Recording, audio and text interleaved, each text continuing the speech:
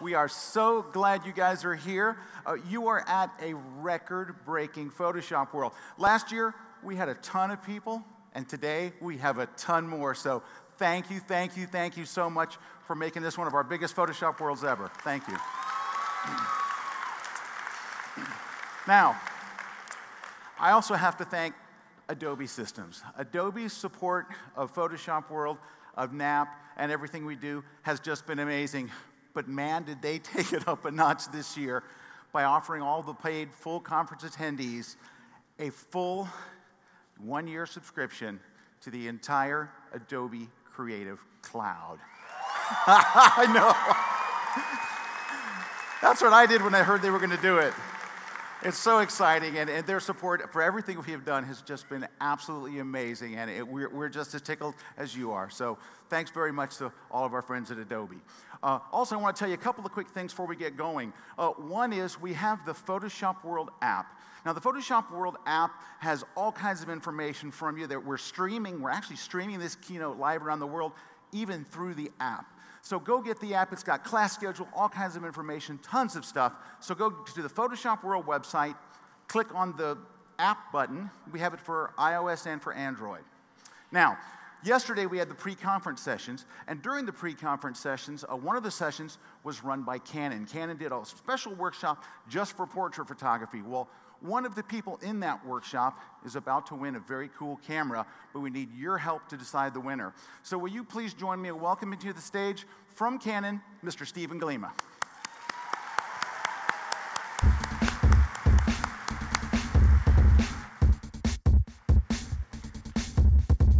Hey, everybody. Did you enjoy that? How much does it rock to actually be able to be here? And I want to thank Scott for making this happen, and Dave Moser and all the rest. I think they deserve a hand right now for making this real, making this happen. So there's a bunch of Canon people out in the audience, so I'm going to make them jealous.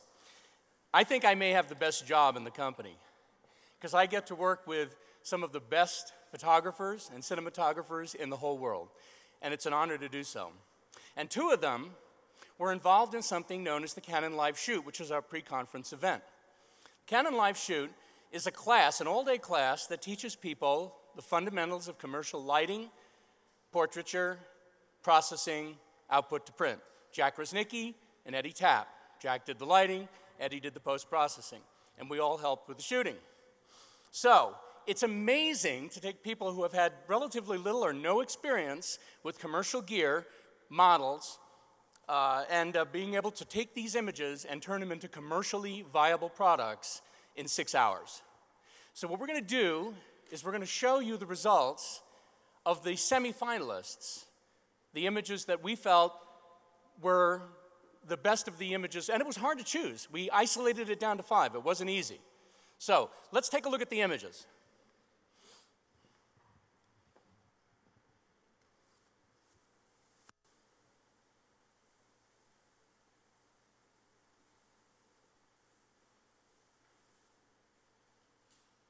Not bad for some first-timers, huh?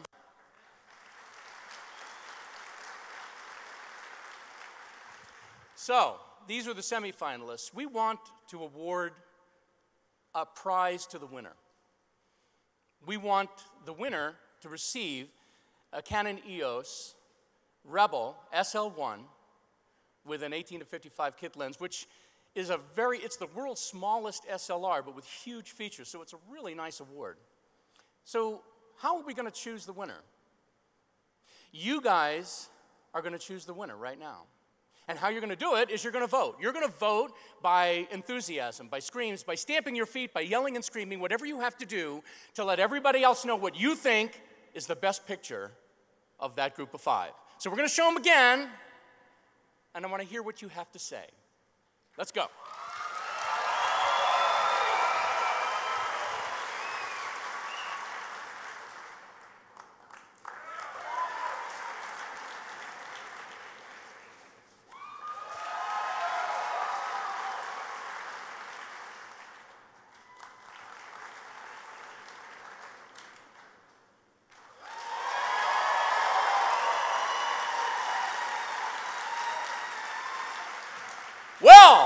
we have ourselves a winner.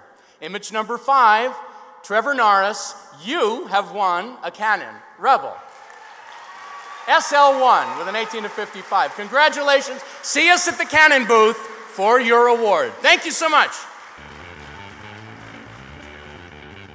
Did I do it? Alrighty.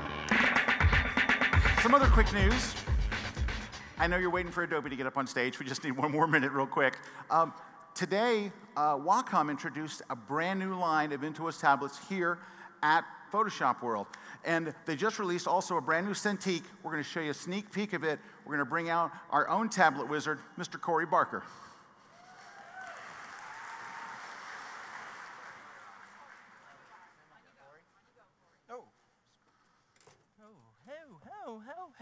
Hello. Hey, hi everyone. So as Scott just mentioned, Wacom rolled out the new Wacom Intuos and Intuos Pro line tablets, but they also introduced a spectacular new device, the Wacom Cintiq Companion. It's a completely self-contained device. Now, when I got here to Las Vegas, I had a fabulous time. Took the video crew out to the Vegas Strip, and we had a little fun to see what this thing can do on the go. Have a look.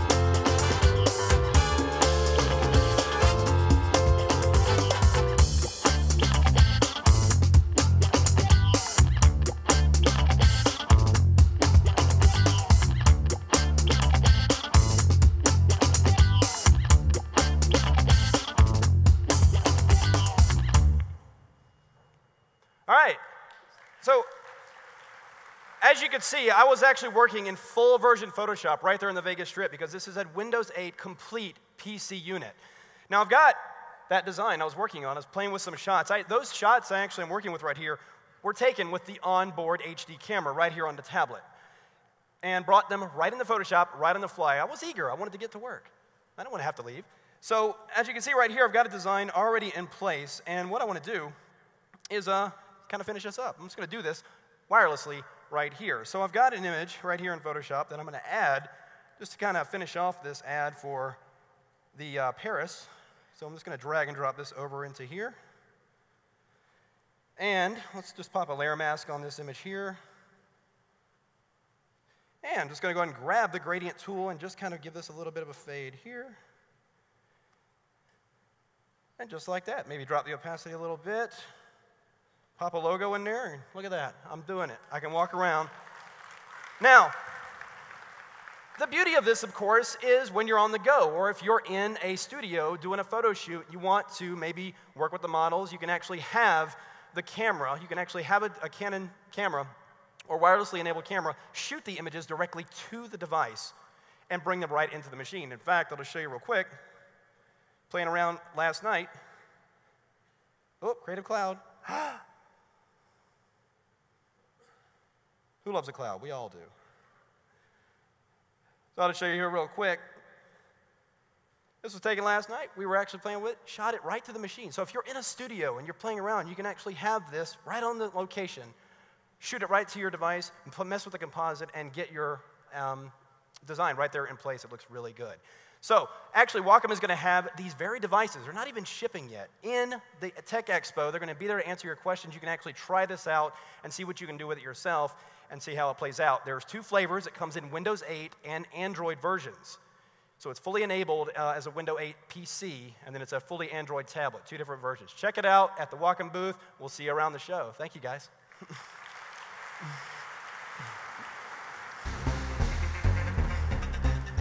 All right, so you guys saw the video that we played at the very beginning of the show. So we produced that in-house. Our own video team put all that together. And when I had to go to some of the filmed some of the tapings, I was really amazed at the creativity that they had in putting some of this. So we put a short little behind-the-scenes video so you can see exactly how like the cockpit scenes were done and things like that. Check it out.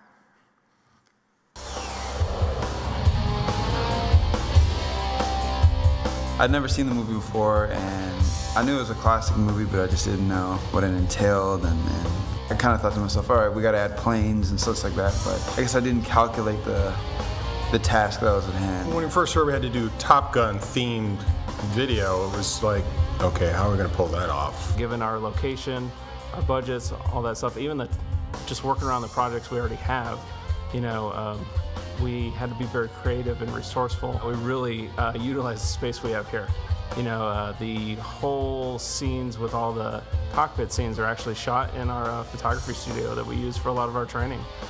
We needed a big, empty room that we could project a huge picture of clouds moving in the background, and that just worked out. It was a white wall, and we could get separation from the background, and that's why we chose that location. I kind of went just based off of what I saw in the movie. I noticed that in the movie there's a lot of tight shots of the guys, and you weren't able to see really what was in the background. You just kind of knew they were in some kind of flight simulator. We had to get the admiral's cap, we had to get the medals, we had to get the, you know, all the little subtle little things, the jumpsuits, you know, that we all just got online. All the clips in the movie, they're either, you know, stuff we shot, stuff we either got stock-wise online, or there's a lot of stuff that's just archived footage that's released to the public through the government. You know, there's all those little things that you can do to kind of amp up your production. We were having a problem with the pieces of plexiglass we had. They weren't big enough to really cover the whole cockpit. I remembered a class we did about a year ago where we needed a huge sheet of plexiglass for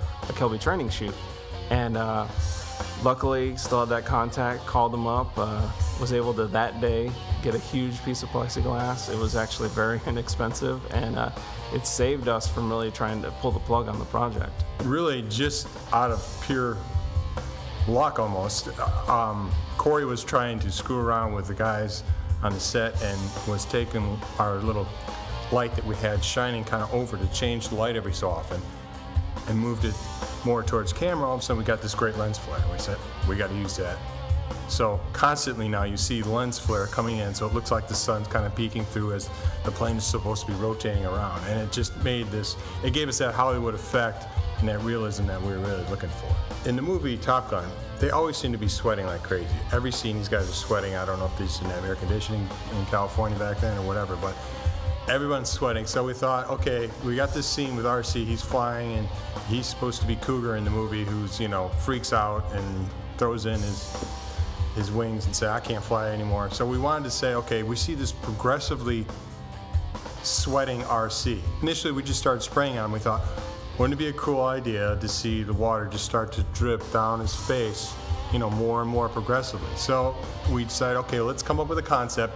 We developed these tubes running through the back of his helmet up through the front and just hidden underneath the helmet. So we had the two straws in the back, and we had two of our people, Nicole and Pete, sitting in the back of them, literally taking mouths full of water and putting it up to the straw and blowing it through the hoses or the little straws. So you see the water you see streaming down and pouring into his mouth and his face, spitting out, is actually coming straight out of the mouths of Peter and Nicole.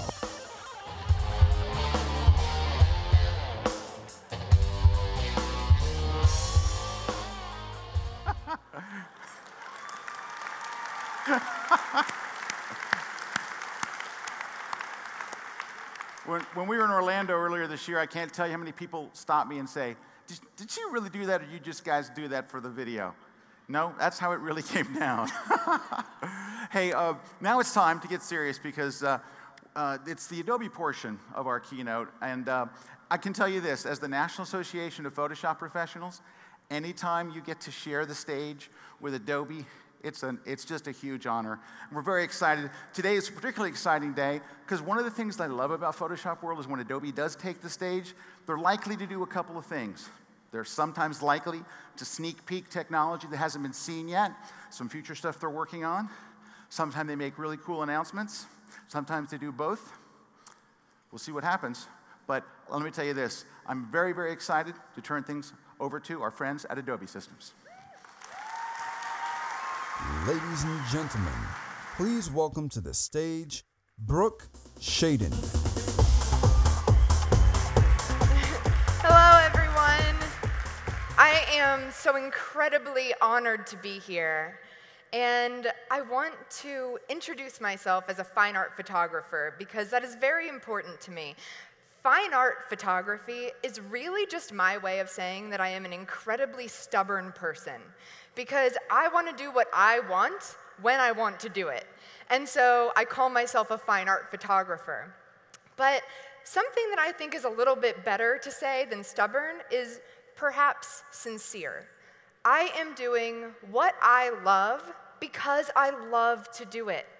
And I want to tell you a little bit about how I got my start in the photo world, because it all comes back to being sincere about who you are as a person.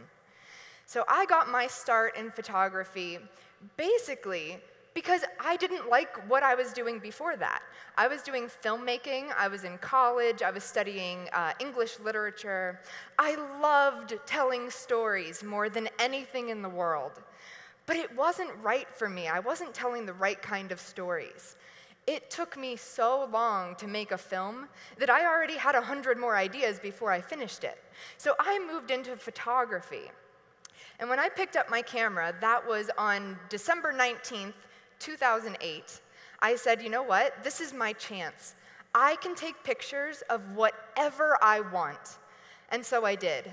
I took self-portraits. In my little tiny apartment, I had nothing.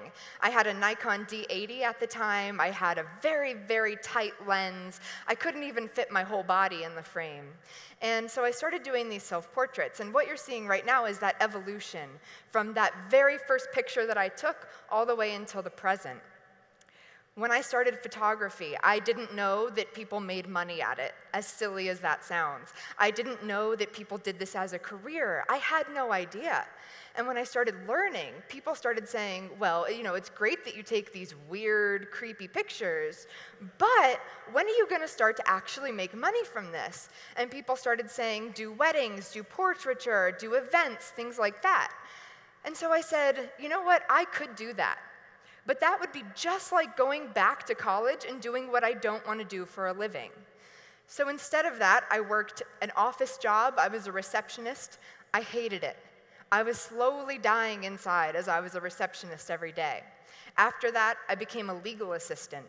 And while I was a legal assistant, I died even more inside. And I said, there is no way that I could possibly do this for a living. And then I thought, you know what, if I'm already unhappy doing what I'm doing, then why would I move into photography and turn that into something that I don't like? So I said, instead of that, you know what, I'm going to do what I love. I am going to make a rule for myself that I'm going to say no more than I say yes. I am going to take jobs that I love, I'm going to create the pictures that I love, and I'm going to do this because I love it. I mean, how often do you guys go out and you shoot exactly what you want to shoot, when you want to shoot it, just because you love it? It doesn't happen that often for people, I find. The majority of people that I meet, you know, they're shooting things because it makes them money. And maybe you love it. Maybe you love to do that. But how often do you say, okay, I'm putting down the wedding for today. I'm not going to go out and shoot this event. I'm going to go out to my favorite location, and I'm going to shoot whatever I want. That is being sincere to yourself. So the more you can be sincere, the more you can be true to who you are, that is what I want to promote. The next story that I want to tell you is about Photoshop and my journey through Photoshop. So I love the eraser tool. It's not really a secret. When I edit, it's very simple. I embrace my editing style, though. One thing that I want to note above all else is that I experiment with what I'm doing. So even though I might not be the most advanced person in Photoshop, I am learning all the time. And let me take you back to a story that I have. I started teaching workshops back in 2010. I hadn't been shooting for that long. I really hadn't been doing anything photo-related for that long. So I started teaching workshops, and started doing editing in my workshops. And what I found more than anything was that there was always somebody who interrupted me and said, if you did it differently, if you did it this other way. But the sentence always ended with, then you would be a professional. And I took that home with me. I took that very, very personally. And I said, what do I have to do in Photoshop to become a professional? And I realized that there was nothing that I had to do. I started realizing that if I embraced my way of editing, if I was sincere to my style and what made sense to me, then the outcome is the most important thing. So you're watching this video behind me. I'm editing right here, showing my process. I did learn layer masking, for the record. So we can thank a video game for that called Epic Mickey. That's how I learned layer masking, as it was. And my point here is that these methods that you see up here, I use the eraser tool, and I'm not afraid to say it. I use curves, I use the lasso tool. And that's really my process, is to use layer masking and things like that. And I love it. I edit because that is my way of expressing myself. So the more that I can get into Photoshop, do what I love, click on the tools that excite me, that makes me successful in my eyes. And so if you take anything home today, I hope that you enjoy this process of Photoshop World. I hope that you learn as much as is humanly possible, because there are so many tools out there that can be beneficial. But the important thing is that you don't take everything and think that you must do everything that everybody says. Listen carefully. Listen to what people are saying. If it makes sense to you, if it excites you, take that into your process. And what I am doing here is almost the same process that I've had going on for a few years now. My process is very simple, but it is very meaningful to me. This is what I do for fun. So I go out shooting, I lecture, I teach workshops, but then at the end of the day, this is what I am doing until 4 a.m. sometimes. This is what I wake up for at 5 in the morning. And I want everybody here to have that same feeling, to want to get up at 5 a.m. to go take a picture so then you can sit and edit it all day long. I want to talk a little, thank you.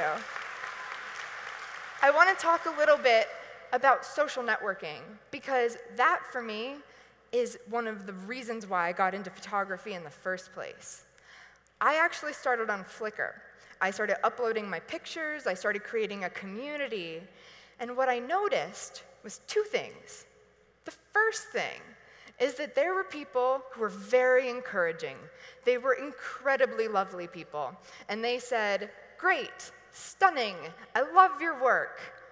And then I took that home with me, and I said, that's great that somebody thinks that.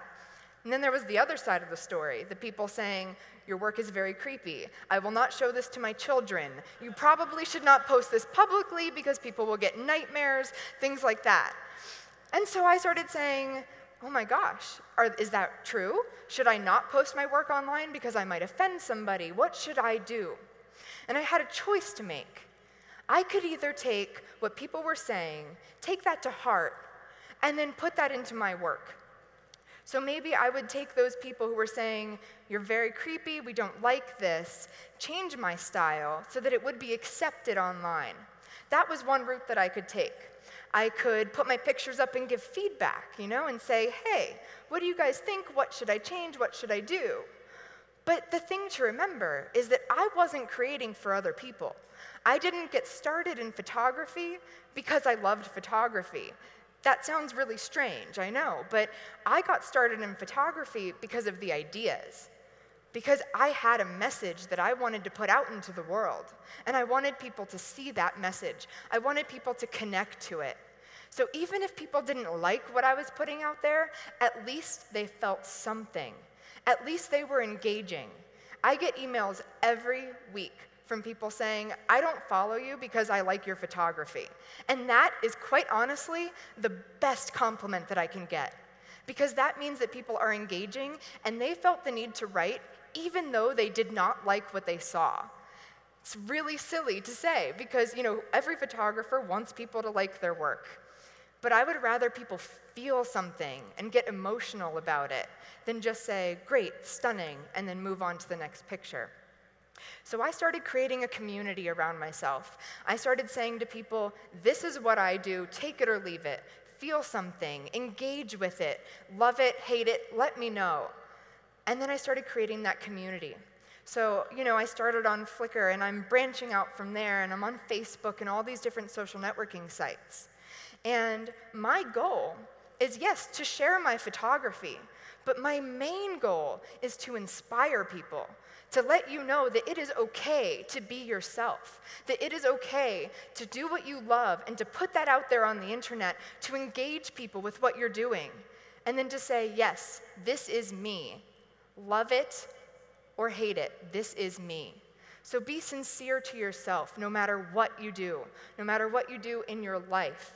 You have to live that sincerity. You have to be true to yourself. You have to believe in yourself enough to do that, to do what you love and to put that out there. And then you have to spread that sincerity. Let people know how passionate you are, and let people know that it is okay to be passionate about what you do. So I want to say a really big thanks to everybody here, especially Adobe, for inviting me along, and I hope you have a wonderful Photoshop world. Introducing Winston Hendrickson, Vice President, Products, Adobe.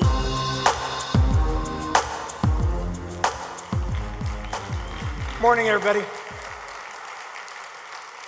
It's very inspiring to hear how a great artist like Brooke pursues her creative vision and the amazing qualities that she brings to her work. Creative expression is something uniquely human, and the best creative engines are ourselves. The artistic process has never been constant. It's always been changing, as artists since the dawn of time have sought better and better ways to make an impact. I'd like to talk for a few minutes this morning about the ways the creative process has changed over the years and the role technology has played in that transition. For thousands of years, artists sought to engage, inspire, and persuade using paintings, sculpture, and music. Until in the early 1800s, the invention of the film camera would open up broad new visual possibilities. And pioneering artists such as Jerry Oldsman and others would embrace the invention of the camera and find ingenious ways to extend what could be captured with it. These artists would use techniques such as photomontage, overpainting, combination printing, and retouching in order to pursue their great works. The work that they did ranged from just compensating for the limits of the technology, such as the oversensitivity of the film emulsions of the time to blue, causing skies to be overexposed, to highly creative works of imagination. These artists extended the creative horizon, and as a result, they prompted new inventions. And a pattern emerged, whereupon each new invention would open up new creative possibilities that artists would then push the media envelope with, which in turn would lead to new inventions. And this virtuous cycle of creation and invention would repeat itself at an increasing pace over the ensuing decades. Until, in the late 20th century, the invention of the personal computer, digital cameras, and Photoshop would open up a vast visual space. More people than ever before were able to express themselves in images and explore an enormous design space very rapidly. As we move from layers to the healing brush to content-aware fill, new pioneers such as Burt Monroy, Maggie Taylor, and Joel Grimes would create groundbreaking new media. These artists would combine images, illustrations, painting, 3D, and video in the pursuit of their great works, and they would change the world. And now the combined forces of social computing, mobile devices, and cloud computing have brought forth the connected era, and the creative process is undergoing its most dramatic changes since the dawn of digital media. More ideas than ever before are being expressed in media and touching more of humanity than at any time in history. The velocity, range, and diversity of this creation is simply unprecedented, and is changing the world again. But all this creation is not happening in isolation. Rather, the more connected we are, the faster and more impactful our media becomes. By way of illustration, every month, 53 million views of Behance projects. In each second, Instagram photos receive 8,500 likes and 1,000 comments in each second. The nature of this new media and how it's produced differs sharply from what came before it. The creation process is inherently collaborative and social. People of mixed backgrounds are involved. Content is active and evolving. A great example of the power of connected creativity can be found in Joe McNally's recent project to shoot the vantage point from atop the world's tallest building and the impact of a single Instagram photo. Joe is one of the world's best photographers. His 30-plus year career has spanned National Geographic, Life, Sports Illustrated. Joe has a thing for getting his camera into interesting places and presenting unique perspectives. So the opportunity to shoot the view from atop the Burj Khalifa in Dubai was an irresistible challenge. Now, of course, Joe brought along multiple SLRs for the project and took stunning photos with them. But he also wanted to share the experience in real time, and so he posted a single Instagram photo of his feet at the edge of the tower. By the time Joe reached the bottom, that photo had been viewed all around the world, and it quickly became one of Joe's most viewed photos of all time. Now, the story doesn't end there. Joe had been hired by Epson as part of a national ad campaign where the community would choose what Joe was to shoot. And in part because of the popularity of that Instagram photo, Joe found himself on another tower. Another example can be found in the National Geographic. At one time, National Geographic photographers used to disappear into the field for months with little more guidance than a few sentences of instructions. Today, National Geographic has a vice president of social media, and all photographers are strongly encouraged to post from the field, dropping vibrant hints about the project that they're working on. These posts, like Joe's Instagram photo, have a way of engaging an audience in the unique way that live events do. We feel more interested in the project because we feel more connected to it.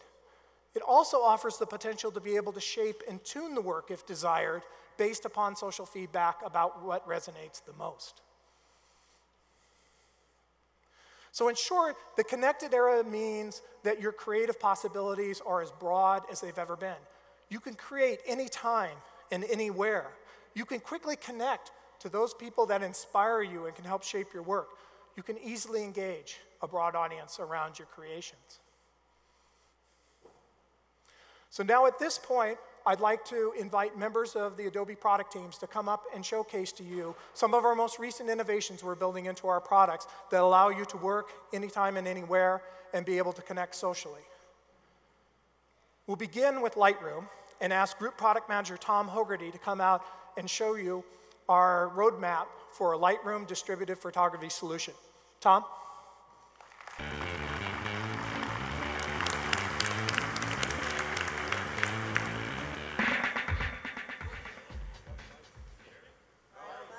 Okay. Oh, there it goes. So let's start with a question. We've got a packed house today. I'm curious, how many here remember the days before Lightroom? Show of hands. Okay. I know Brooke doesn't. She only started in 2008. But if we go back to 2005, the year before Lightroom was introduced, we had a very specific challenge. You know, we could achieve our digital photography workflow. We had Bridge. Some of us used iView Media Pro. We had web gallery generators. We had contact sheet creators. We had the Camera Raw plugin. We had scripts in Photoshop. We had actions in Photoshop. In fact, I remember in 2005 going to a Photoshop World 2-hour session on scripting so I could get my photography where it needed to be. And I was getting it done, but there was something missing. And when we introduced Lightroom, we took all of those fragmented pieces and put them into one seamless application on the desktop, okay? And that helped. But flash forward 8 years to today, and we're starting to have that same fragmentation problem again, okay? I love taking pictures with my phone. I love reviewing images on my iPad. I like using sites like Instagram or web gallery hosting. But all of these things are starting to fragment again, and I'm having to cobble together a workflow. So I think it's time for Lightroom to evolve and become not just a photography solution for your desktop, but just become your photography solution. So I have a brief video I want to show to kind of illustrate the concept, and then we'll dig into the good stuff. If we could bring that video up.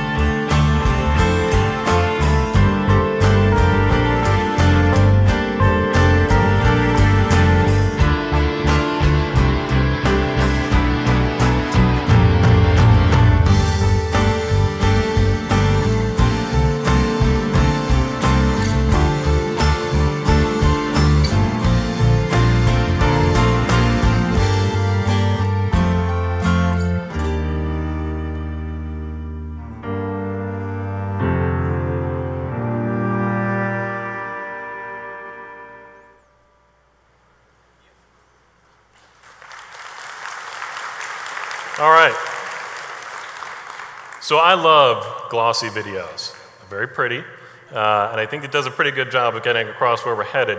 But let's dig into what we can actually do today with the technology that we're developing internally. Now, before I go there, I have a caveat. What you're about to see in Lightroom and on the tablet is what we call a technology preview. That's product management speak for, please don't judge me. These are basically technologies that we've put together internally to show how it can work. The interface is not final, the workflows are not final, it's enough to get the dialogue started. So let's start on the laptop, because I don't know about you, but the bulk of my imaging still happens on my desktop computer. Okay, familiar Lightroom interface. What do I need to do to unlock my photography? Well, the goal is to keep this as simple as possible.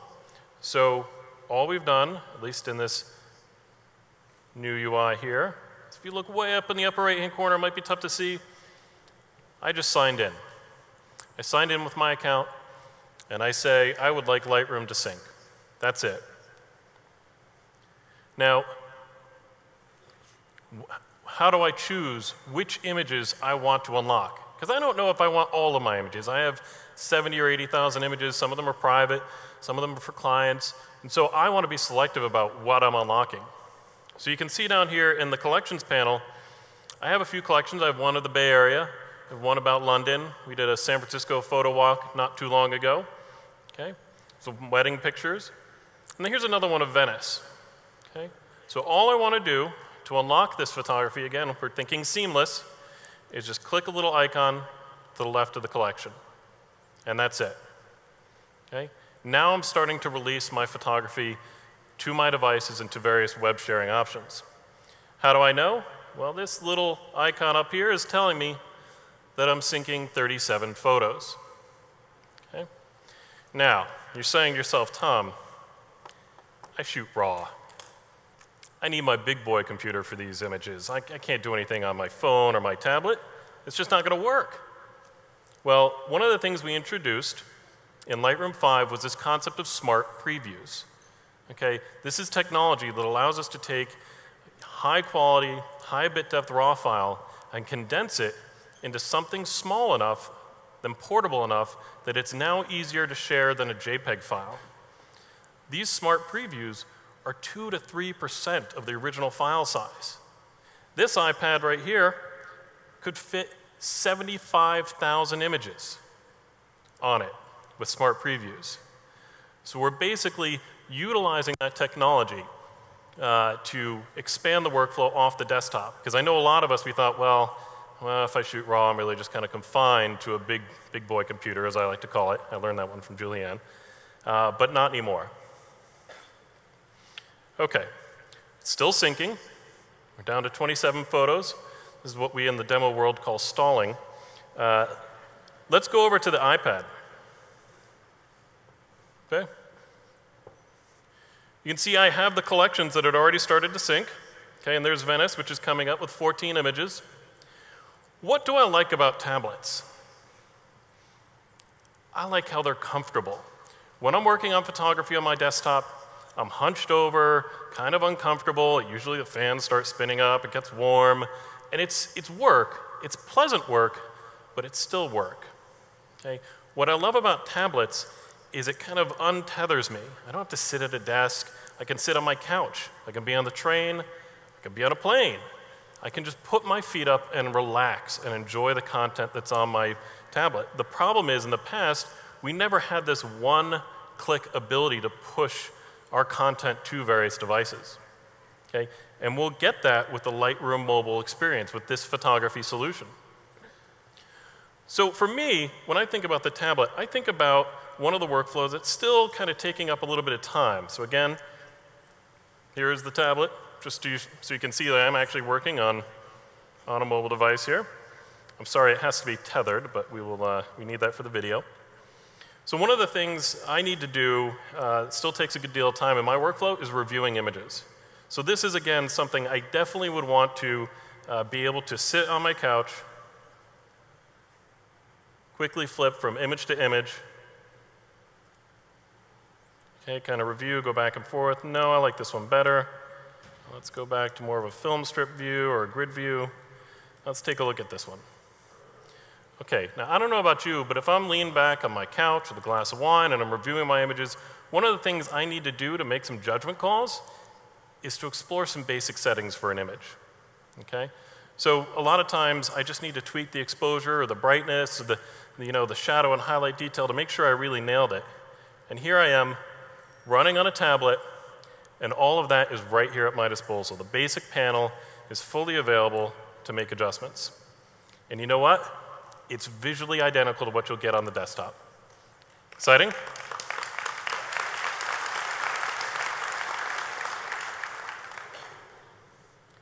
So for this one, I want to push the exposure a little bit. I'm kind of a contrast fiend. So I'm going to go ahead and push that up a little bit, bring the black levels down, add a little drama, reduce the saturation just a little bit. Okay, now I think I've got it. I like this image. Okay, and there it is. So clearly all of this stuff you would expect now that we've kind of shown you how it can work on the tablet. Like, well, okay, is that going to be back on my desktop when I open up Lightroom in my big catalog? Absolutely. That's the whole idea. So if we could go back to the desktop for a second. There is that image with exactly the same adjustments I had made on my tablet just seconds later. Okay? Seamlessly connected, no publishing, no importing or exporting, just seamlessness. Is that exciting?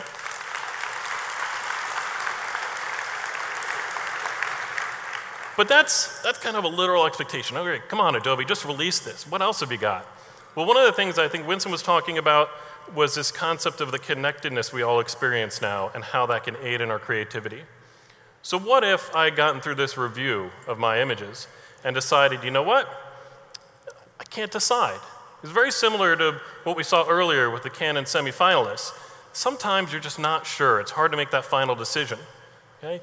And so you want to crowdsource that review. You want to enlist friends, family, clients, colleagues to help you basically review the set of images that you've kind of finalized on. So if we could go back to the desktop for a second, I want to take a look at the ability to just instantly click of a button, again, it's all about seamless, pull together a web gallery with these adjustments. So here are my edits. Oh, here's that image we just tweaked. I can share this out to friends or colleagues as part of a public web gallery, and they can comment and critique. Let's say I give them a day to gestate on on that image, and then I can just go over and say, well, it was definitely a hero, so here it is, a click later, on my Behance Pro Site portfolio site. I could do all of these things in the past. I could publish a web gallery, I could manually go in and read all the comments, and then I could publish it again to another portfolio site. The idea here, again, is just with the click of a button, just make this all magical in the same way that Lightroom on the desktop really made that workflow magical back in 2006. Okay? So if we could go to that summary slide, one of the reasons we're here today and showing this is that similar to how we introduced Lightroom in 2006 with the public beta, we want this to be a dialogue with the photography community. We want to enlist your help in making sure we're designing a solution, not just an application, but a solution that meets your needs. We have members from the Lightroom team from all over the world here today to hear your feedback. So we're going to be at the expo at the Adobe booth. Just stop by. If you can't find anyone, we'll have a sign-up list so we can reach out to you later. And we want to talk about how this solution can meet your need. Is the phone more important? Is your tablet more important to be connected? How important are the web galleries and a portfolio site? We're here to listen to you, and we're looking forward to it because this really is the next evolution of Lightroom, and we're very excited. Thank you.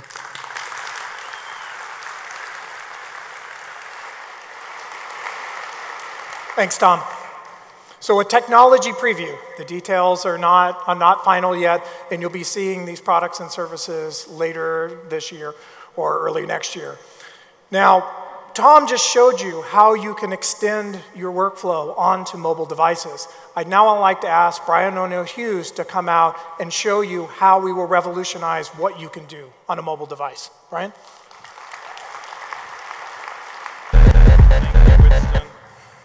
Thank you. Everybody hear me? Not only is Tom a hard act to follow, but he's completely unflappable. You sneak up on him in the middle of his demo and it doesn't even faze him. I want to show you guys what we're doing around mobile editing, specifically heavy lifting, some real serious work on the tablet. And this is future stuff. This is prototype technology that we've never shown. You guys are getting first access to it. And I'm really, really excited to show this to you. And you know, if I were to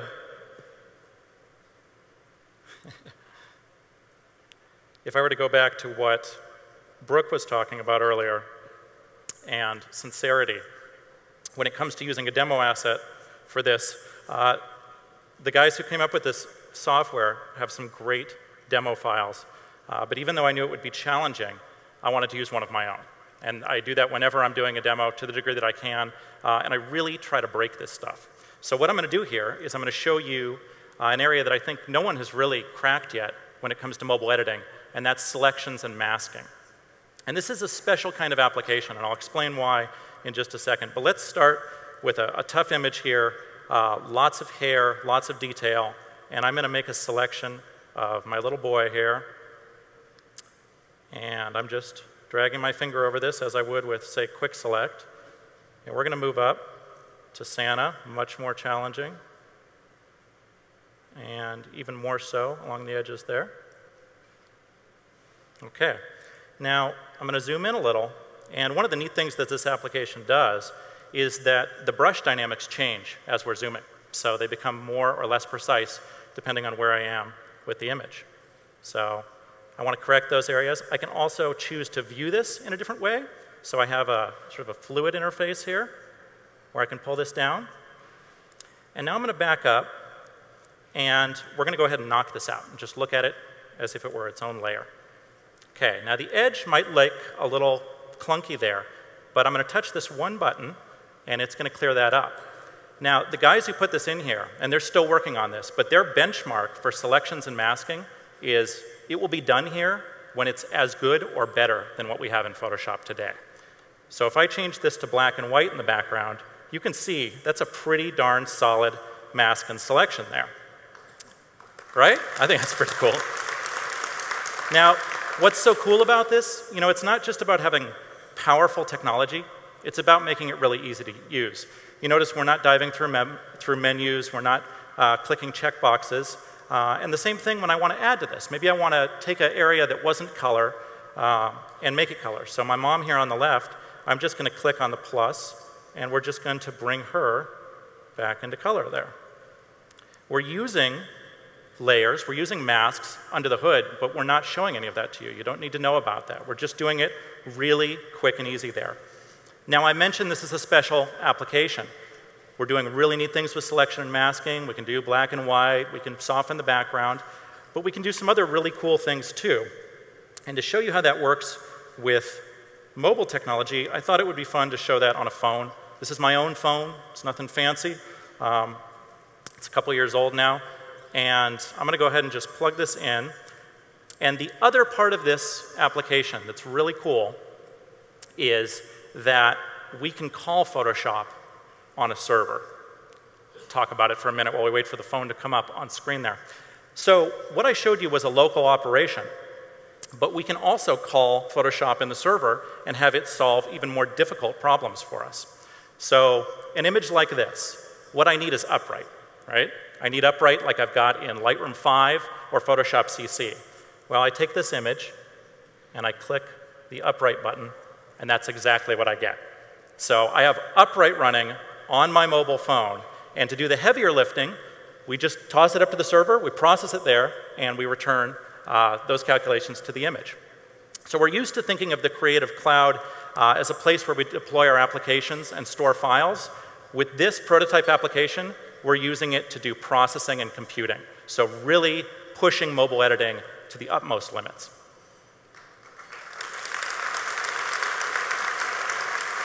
The very, very last thing I'll say on my way off stage with this, there are two gentlemen from Beijing who flew in, who have been developing this, who are here, and Jeff Chen is here as well, who's leading that team. So the applause is really for them. Great job, guys. Thanks, Brian. So another technology preview showing you the possibility to do some unheard of things on a mobile device with a combination of cloud and client software.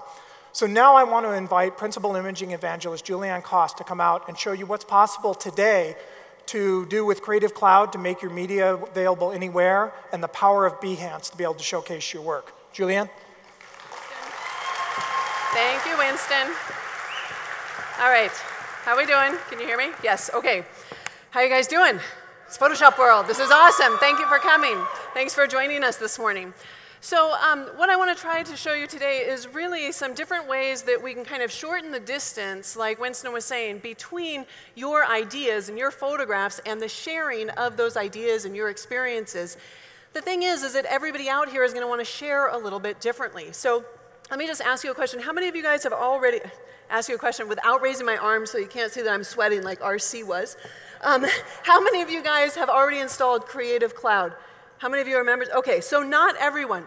So what I want to do is I actually want to start off just showing you something that you might not be aware of, because when you first start installing Creative Cloud, what you will see is the desktop app. Now, this desktop app is kind of your hub, and it does some very pragmatic things. For example, you can see here I'm in the apps area. So this is how you install all of your apps. One of the coolest things they've done is they've gotten it down to one click. So you can install your apps, you can get more information about your apps. If there's updates made to an app, it will go ahead and notify you here. So that's great, very practical. Over here we've got a fonts area where you can go ahead and start browsing the over 170 font families that come with your Creative Cloud membership. And it's not just for the web. There are also fonts that you can use in print. So again, very pragmatic. But what about sharing files? Well, if we go to the file area right here, and maybe what I should do is I should kind of just pull this off and put it in the center so we can make sure everyone can see it. You'll notice that there's two different areas here. There's the area where I can open a folder, or I can open creativecloud.com. So let's just start with open folder. All that does is it takes us to a folder that can then be automatically synced. So you can drag and drop files here. You can go ahead and take your files from Photoshop and you can export them, or from Lightroom and you can export them from here. But what I want to do is I want to take advantage of the tools we always use, like Lightroom, so that I don't have to do this on a one-by-one basis. Because remember, I'm trying to shorten that distance between my photography and sharing it. Now, I might want to share this with just me. right? I might want to share it, because evidently I'm not very social. No, I might want to share it with just me because I want to use the same files on multiple devices, all right? In which case, what I could do is I can just set up a publish service. You'll notice I've got a bunch of them here, and all of these published services, if I double click on it, you can see it is just going to export it to that Creative Cloud files folder, right? So that's cool. I can export a lot at one time, but if we really think about it and we take a look at maybe one of these other ones here, my portfolio, we can see that I can take advantage of Lightroom's ability to track what I do. And by tracking, what I mean is you can see from the last time that I synced all of my portfolio images to the cloud, I've added new photos that need to be published, and I've updated some other images that also need to be republished. So I don't have to think about that anymore. I can just let Lightroom take care of that, and then I can let Creative Cloud share those images so that I can access them on any device that I want to. So let's go a little step further here, and I'm going to come back to Creative Cloud, and we're going to go to the creativecloud.com. Now this is a web interface where I can see all of those images that I upload and sync. But because we're the creators of most of those images, and we know what's inside of those images, we can do a lot more than other companies that simply allow you to sync files. Let's take a look at this image, for example. Here's a PSD file, and look over on the right there, see where it says colors? So as I looked at this image in the web browser, it went ahead and made color swatches based on that image. And I can download those color swatches. For me, that's super helpful because I'm a photographer and I don't do colors very well, as is obvious in the way I dress and the image right up here. So I need all the help I can get. If I want to capture the colors in an image and then use them in InDesign in a layout or any application like Illustrator, I can go ahead and do so. Now, there's other things I can do as well. Let's come over here to the comment field. You can see that I have a little banter back and forth with my friend Pam. I'm asking her advice. This could be a peer, this could be a client, whoever it is you need to share files with. So I have shared the file by simply using this little drop down right here. You'll see I can post it publicly to Behance, which I'll get back to in a minute, or I can send a direct link. So Pam has the opportunity to actually look at this file and then come over here and she can actually turn on and off layers, right? So if she doesn't like this version, which is what I asked her about, she can come over here and say, you know what, I really don't like that gradient map. Let's go ahead and turn that off and see what that looks like. And you know what, let's add back in that rising steam. So now think about it. If you've got a client and you're trying to send them multiple images and say, hey, would you open image 1, image 2, which one do you like better? Could you give me back feedback? You got to collect all that. Maybe it's coming to your email. Here it is all in this one interface. So really easy to share files with the people that you need to collaborate with. There's one last thing there that I forgot to point out. We also keep track of versioning, which is quite nice here. Okay, so let's go ahead and go back to Creative Cloud again. All right, so those are two ways that we can share, and I would say with kind of smaller groups, either across devices or just maybe with 1 or 2 people that you're trying to get feedback from. But what about sharing to the broader community, right? I think a lot of us really enjoy doing that. I know that I do, but I also want to make sure that the community that I'm sharing with and the people that I'm taking advice from and being influenced by are really in the network that I choose. So how many of you guys have heard of Behance or have spent any time on the Behance site? Okay, so for the rest of you, I would strongly encourage that you check it out. So Behance is basically a community of over 1 million creative professionals. And let's go take a look at that. I'm going to go back and we're just going to browse here into this area where you can discover other people's work. So you can see I can look in all creative fields, or I can narrow it down if I just want to see photography or just want to see graphic design. I can look worldwide, or I can look in a specific region. But the thing that I find really intriguing and really inspirational about this site is that I'm looking at people's work that I would not otherwise see, right? So I'm a photographer. Well, I play one on TV anyway. I try to be a photographer, but I don't really interact that much with designers, or maybe not much with typographers. So here I can go and I can look at their work and be influenced and be inspired by it. So that's one way that you can use Behance. Another way that you can use Behance is to actually tap into that community and actually open up a discussion so that you can collaborate with them. So let me just show you how to do that. We could do it through Creative Cloud. Look, I've got a whole Behance area over here where I can add work, I can view my profile, I can look at my work, and I can look at my activity stream all within Creative Cloud. But of course, we can also do that using the web browser here. So let's go, for example, to my works in progress. So here's a good example where I was working on an image, and let's just view this work in progress. And I wanted to solicit some feedback from the Behance community. So let's see if we can get that to load. Are you people using my internet right now? All right. So I've got that loaded. You can see the comments come up over there. And what I've done is I actually have multiple iterations of this. So if we scroll down, you can see this was the first iteration, and this was the second iteration. But again, I'm trying to tell you multiple ways that you can kind of shorten that distance between the creative process and uploading. So what we've done is we've integrated this directly into Photoshop. So here's the same image, and let's say I want to make a number of changes to it. Maybe I want to go ahead and make more steps like that, and I want to go ahead and take out that other set of pods. Now, I want to share this. Well, it is as easy as simply going to the File menu and selecting Share on Behance. So now it'll go ahead and it will load this file. So what's it doing? Preparing the image. Well, obviously we don't want to put this, what is it? It's a 60 meg file. We don't want to upload that. So it's flattened that for me in the background. So I don't have to worry about flattening the file and then accidentally saving over it or anything. It will go ahead and flatten it, prepare it for the web, and then I can enter in some information. So in this case, it's not new work. It's actually a revision. I made changes to the work that was already up there. I can add tags and everything. I can post a comment if I want to. And then what's really important to me is I can make this visible to everyone, like publicly to the whole world, or I can actually edit down to a select circle of friends. So again, it's just giving you more choices as to how you want to share your work and collaborate with others.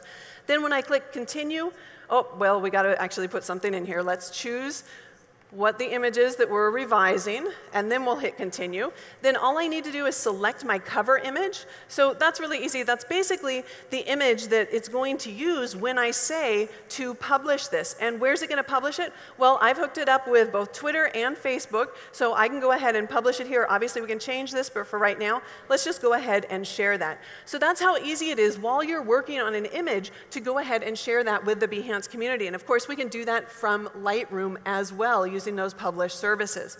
All right, so let's go back to Behance for a moment. And I want to show you some other things as well, because of course we're not limited to just uploading a single image, right? We might want to upload an entire project. So let's go here to my work right here for a moment. And these are different projects that I've uploaded to the Behance community. So if we go ahead and view one of these projects, you can see that I've just uploaded just kind of a select small group of images. And that's one of the things that I really like. Because sometimes, you know, when you're working on a long-term project especially, I just find that there aren't a lot of times that you can kind of sit back and say, okay, I'm finished. But I want to encourage myself to continue, so I do like to publish the work and get feedback. So now that I've published these projects here, I want to incorporate those, and I don't want to have to republish them and do a bunch of work, but I want to incorporate them into my website. Now, some of you guys might be asking, website, what website? Well, with your Creative Cloud membership, you actually get the ability to create and customize your own online portfolio using Behance's Pro site.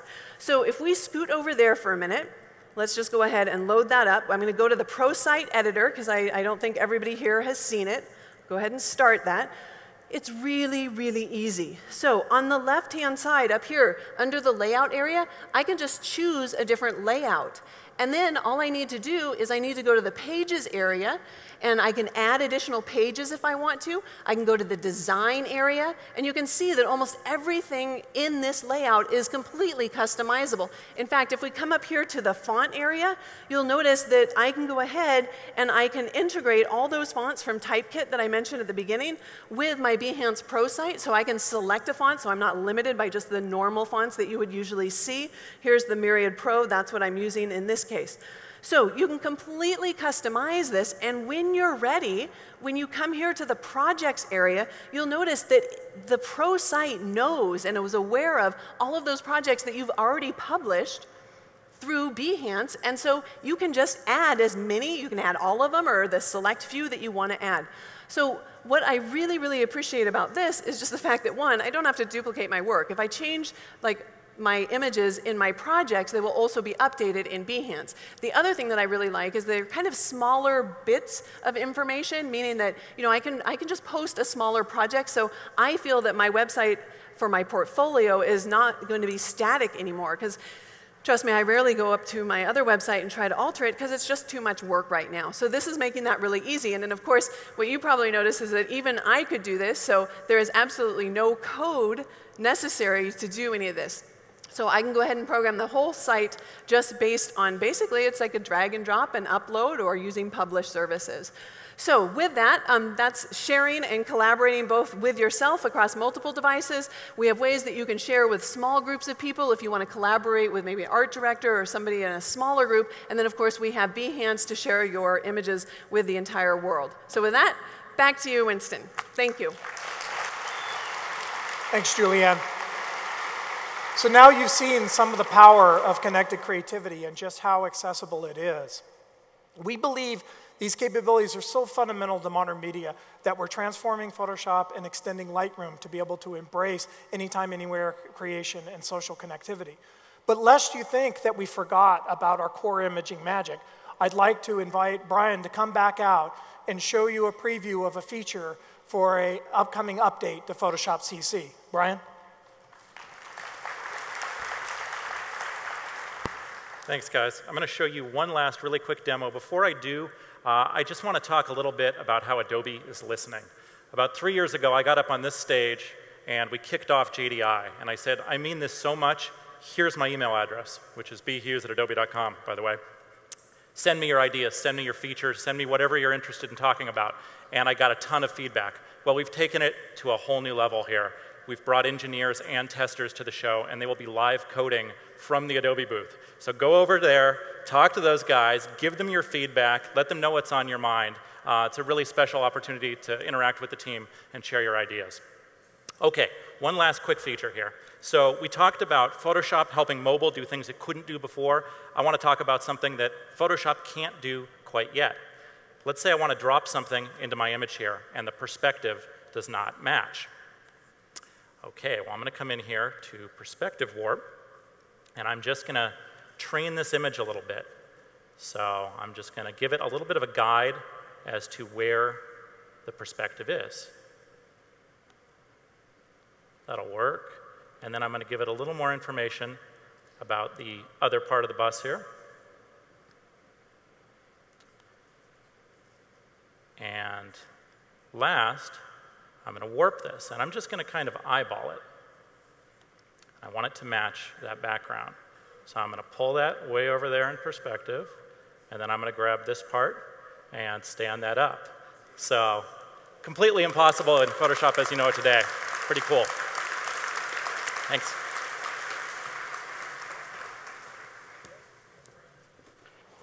How was that? So in summary, the creative process has always been changing, constantly evolving and extending our reach with each new invention in the ingenious ways that artists utilize them. We're witnessing the most significant changes in technology history, and these advances are empowering artists to redefine groundbreaking once again. Now, we realize that some of our decisions about how to adapt Photoshop to these changes have been controversial. We've heard a lot of feedback from our users, and we've listened very carefully. So we wanted to use this morning to announce a very special program that we'll be launching. $9.99 a month. That's going to be the price for Photoshop, plus Lightroom, plus Behance Pro Site, plus storage for owners of Photoshop, CS3, and higher. That's not a temporary price. That's not a one-time price. That's your price. We have no plans on changing it.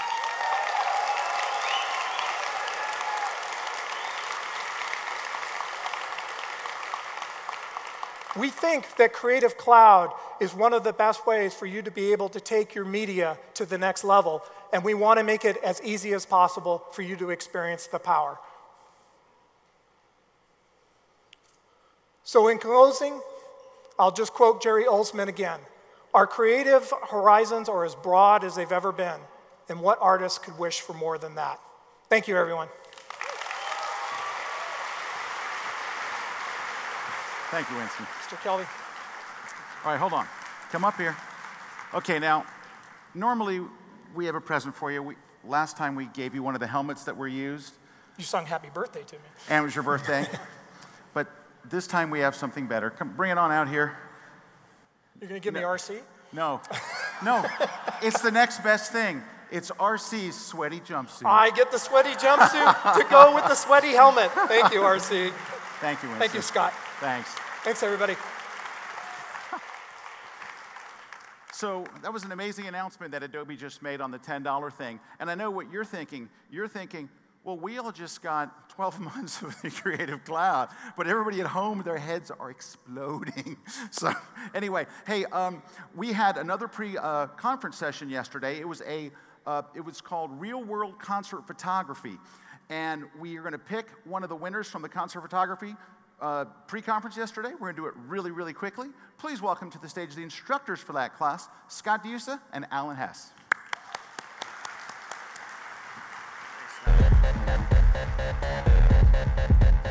Good morning, everyone.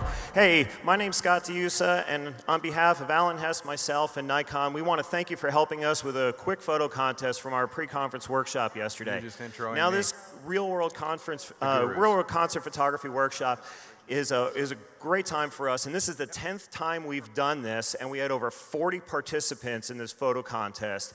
And our band for the day was none other than Scott Kelby's own Big Electric Cat. So they were awesome to shoot.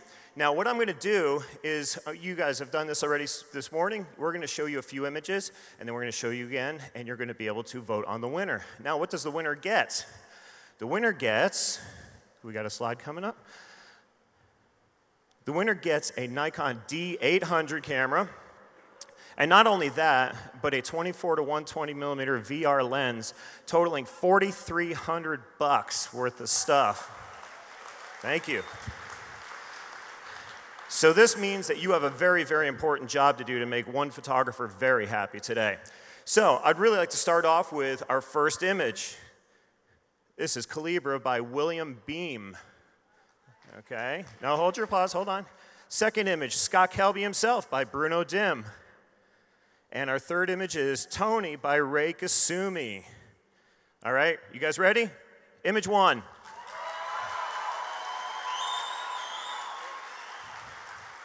All right, image two.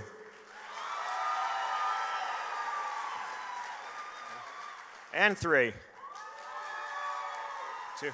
I think Mr. Scott Kelby is the big winner of this one, and Bruno Dim is as well. So thank you so much, Bruno. Meet us on the side of the stage afterwards, and we really appreciate this. Have a great week. Thank you so much.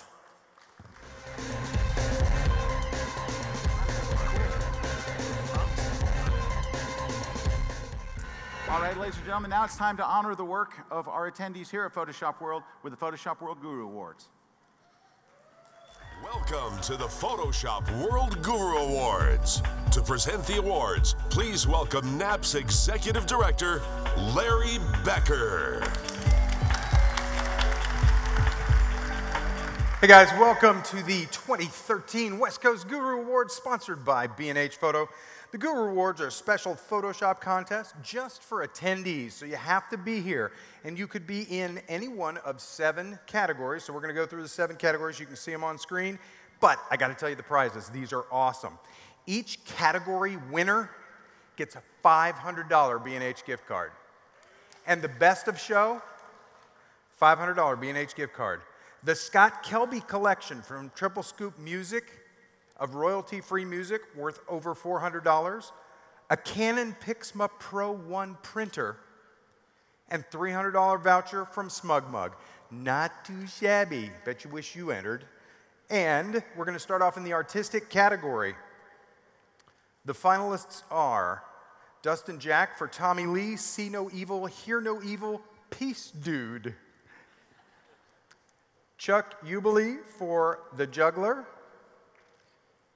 And Dustin Jack for The Office. And when I call your name, come around backstage either side. There's stairs on either side. Do the game show run thing. The guru goes to Dustin Jack. For Tommy Lee, see no evil, hear no evil, peace, dude.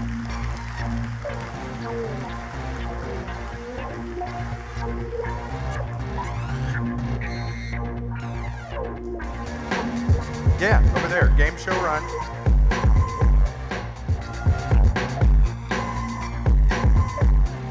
That works. Congratulations, here you go. And you'll get your prize back there. Next category is commercial. And in the commercial category, the finalists are Kobe Giuliani for Fender Evolution, Rocky Montez Carr for Air Bar, and Shannon Nelson for Fiat 500 Tuscany meets Tucson. And the guru goes to Shannon Nielsen. Fiat 500 Tuscany meets Tucson.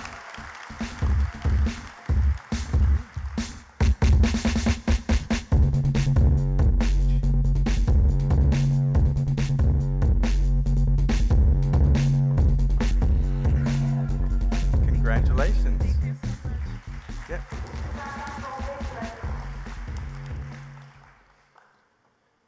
Next category is illustration, and the finalists are Sam Mestas for Bridge to Babylon, Kirk DuPonts for Throne of Bones, and Joel Jensen for Breakaway. And the guru goes to Sam Mestas.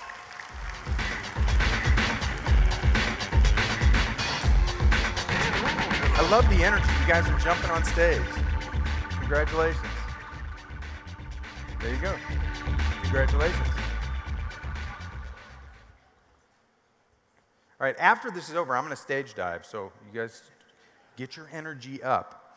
The fourth category is photo montage, and the finalists are Robert Cornelius for The Survivor, Robert Cornelius for She's Here, and Scott Martin for Makers. And the guru goes to Robert Cornelius for She's Here.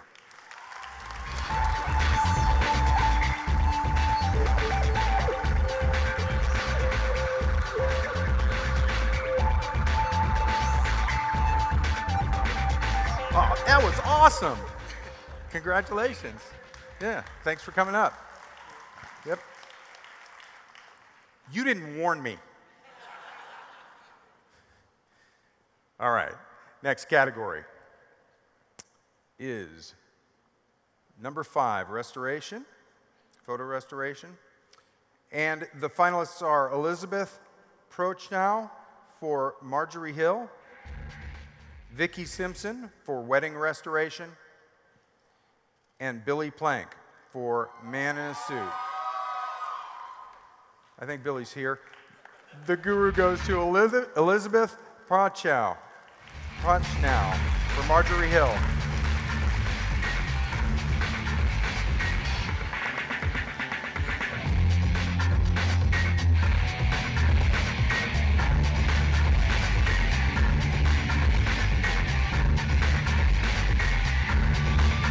Congratulations.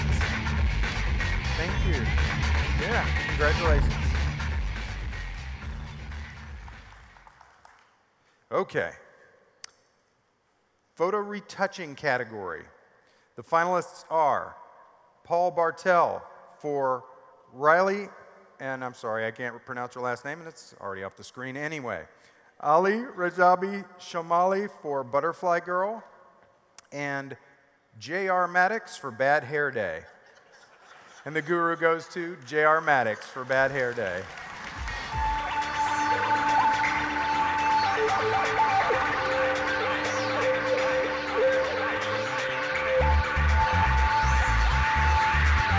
Congratulations. Yeah, you want to go off this way and get your prize.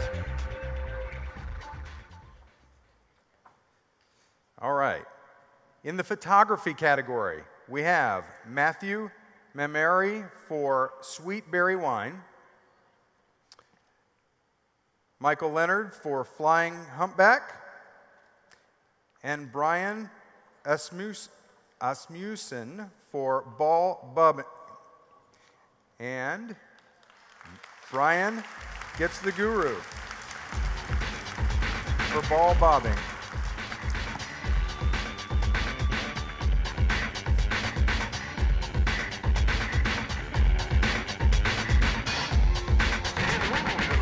Congratulations, Brian. There you go. Next year, all the winners are going to be named Smith. All right. Right now, welcome to the stage, please, a gentleman presenting the Vincent Versace Award, Vincent Versace himself. Please welcome Mr. Vincent Versace.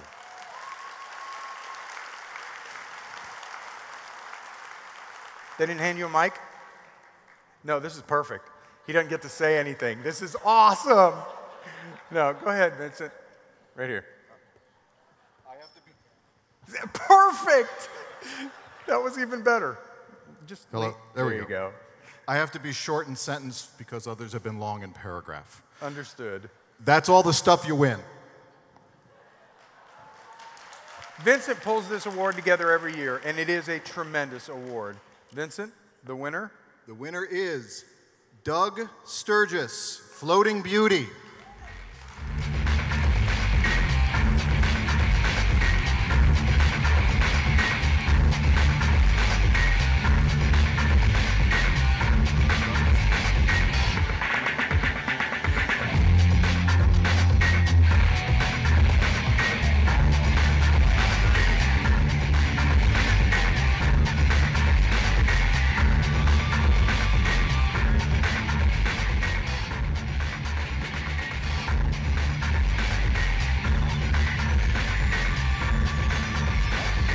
Congratulations, Doug, and thank you, Vincent. And the best of show, Robert Cornelius for, and I can't read, I can't see anything. I looked at a spotlight off stage, and all I see is a blue dot. So the guy that just won is a blue dot. So Robert, come on up, best of show. Congratulations. Yeah, right here. Best of show. There you go. Congratulations.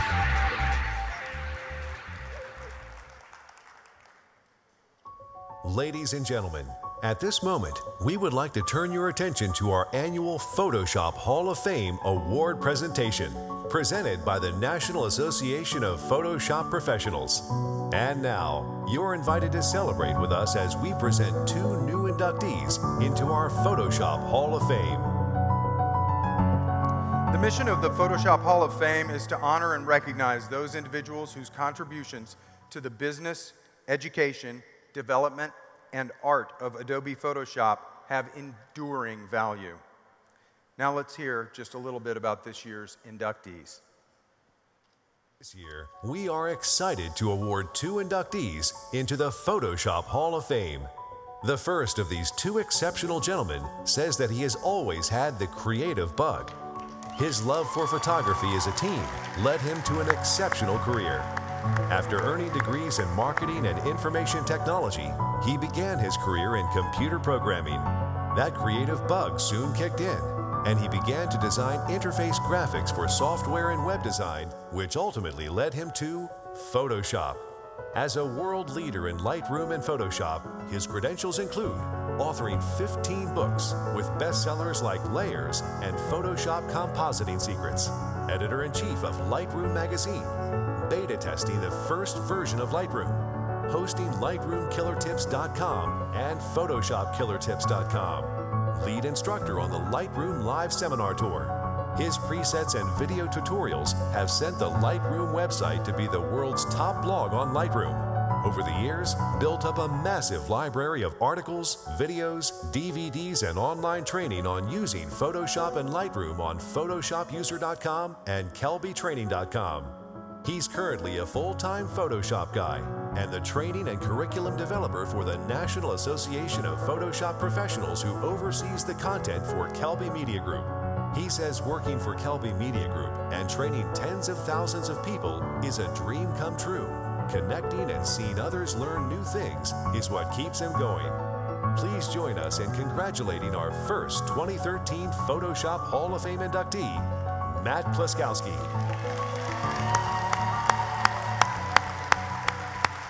Congratulations, Matt. Thank you. Thank you. So, a lot of thoughts go through when you watch a video like that. If you've ever been in the Photoshop worlds before, you'll know that my first thought is, I've done a lot of embarrassing things at Photoshop World. But I would gladly do it over and over again. It's a dream come true to be here. My wife reminded me a few days ago that it's kind of cool because like 13, 14 years ago, I started off going to Photoshop World. And I was learning from Dave Cross, Scott Kelby, Ben Wilmore, Deke, Bert Monroy, Eddie Tapp, Jim DeHalle. I mean, it's so many people that I now get to share the stage with today. So it's an incredibly humbling opportunity, and I'm so appreciative of it. It doesn't happen without thanks to many, many people.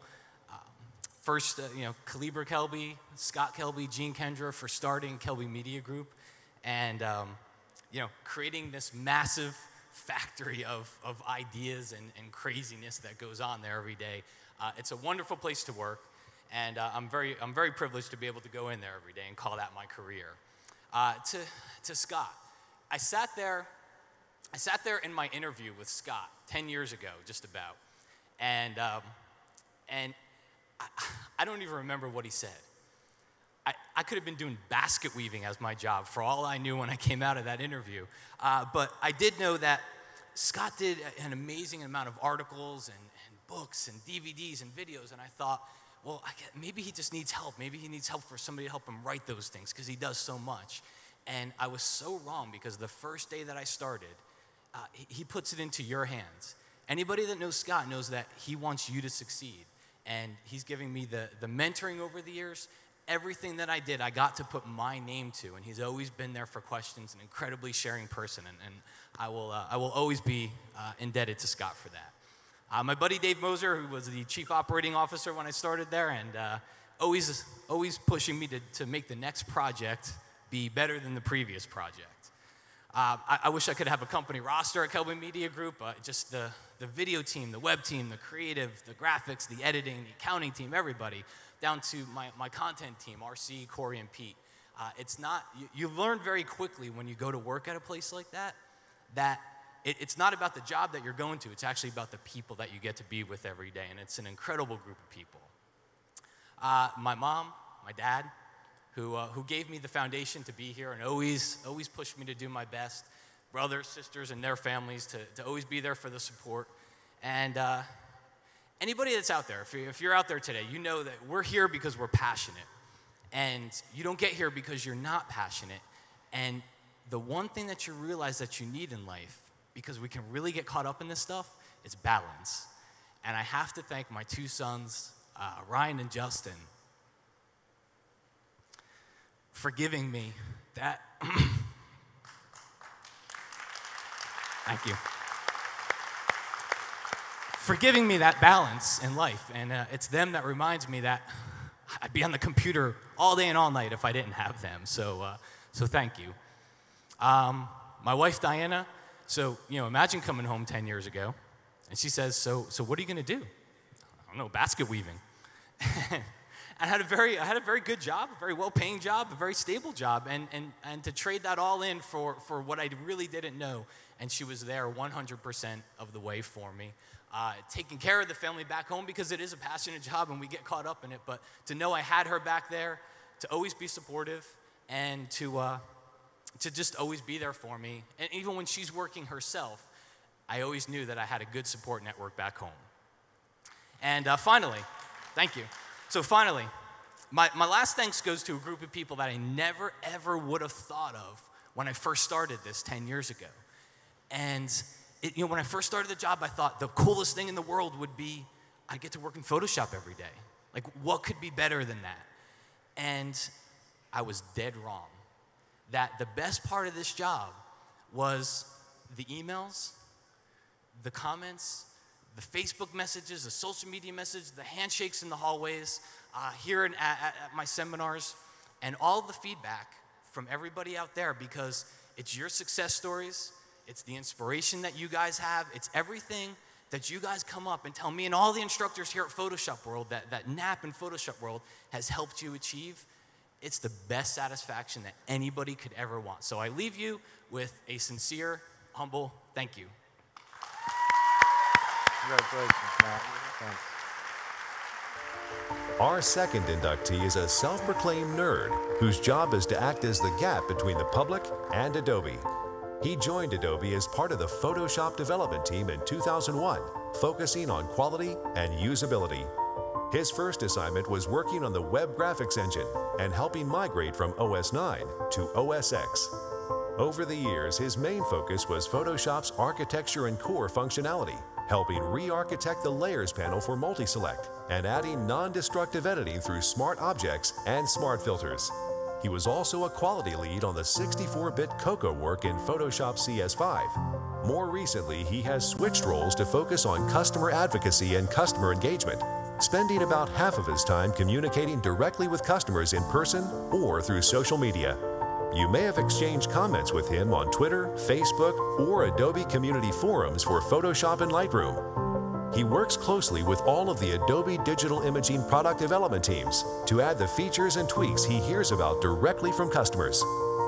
He says he enjoys working and talking with photographers and designers and being a bridge to the engineers who pour their hearts and expertise in digital imaging science into Adobe products. He recently co-wrote his first book, Power, Speed, and Automation with Adobe Photoshop for Focal Press, as part of a series called the Digital Imaging Masters Series. At the end of the day, his goal is to help customers be successful and productive and have fun at the same time, whether they're using Photoshop, Lightroom, Elements, or Revell. He says he loves what he does at Adobe, but his true passion is being a dad to his two girls. His youngest daughter, Stella, defied all odds thanks to the support of his friends at Adobe, who he calls family. Please join us in welcoming 2013 Photoshop Hall of Fame inductee, Jeffrey Tranberry.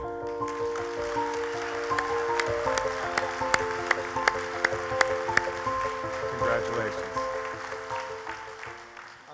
I'll keep this very brief. I just need to say that I'm really not anybody special.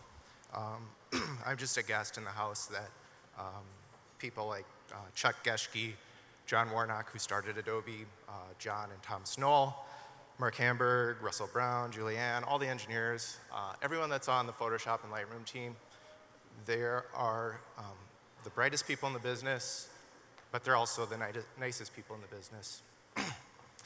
And they're all like family to me, and they deserve this award as much as I do, if not more. Everyone on the team is that important. And I also need to thank my wife and my two little girls, and obviously NAP and all the instructors. You know, every day that I go into work, all I care about is the success of our customers. And everyone here has the same goal, the same objective. We want everyone to be successful using Photoshop and Lightroom. So what I would just ask everybody to do is go out there and learn something, pass it on, teach it to somebody else. Someone else is struggling, help them. And that's all we can expect from people. Thank you. Congratulations. There you go.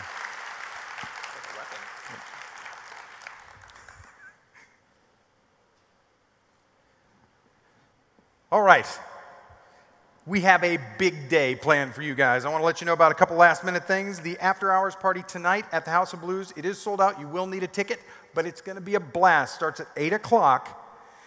There's also Dinner with a Stranger. If you don't already have that planned, stop by the registration desk now. And what happens is you pick a kind of restaurant you want to go to. You say, I want to go to Italian or Chinese.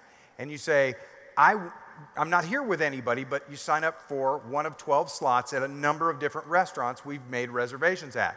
And then they give you, at the reg desk, they'll give you a button that says, I'm a stranger. Then you go to the restaurant and you find other people with a button that says, I'm a stranger. Just make sure you don't ever wear that to pick your kids up at school. The Art of Digital Photography is at 7:15 to 9:15. It's a blast at South Pacific E and it's a great symposium that gets you behind the camera into the minds of brilliant photographers, and you get to see their art and the craft of their photography. The expo floor opens today at 1 o'clock. We'll see you there. Continuing education credits are now available. There's CE for continuing education, and there's also grad level credits available. This is offered through the University of the Pacific, and you will need to arrange it in advance of attending classes. Go see them at their table near the registration desk. I wanted to let you know also, Wacom just released today new Intuos and Intuos Pro tablets. You have to stop by the Wacom booth. If you weren't inspired by Corey's stuff and you're a tablet person, they got something for you too. It's just amazing what all they're doing. First time ever, Photoshop World will be in Atlanta. So the next Photoshop World will be in Atlanta. And as Scott said, don't forget to download the app to your iPhone or your Android device. Folks, have a great day. Make it to class. Learn all you can. We'll see you in the hallways. Have an excellent show.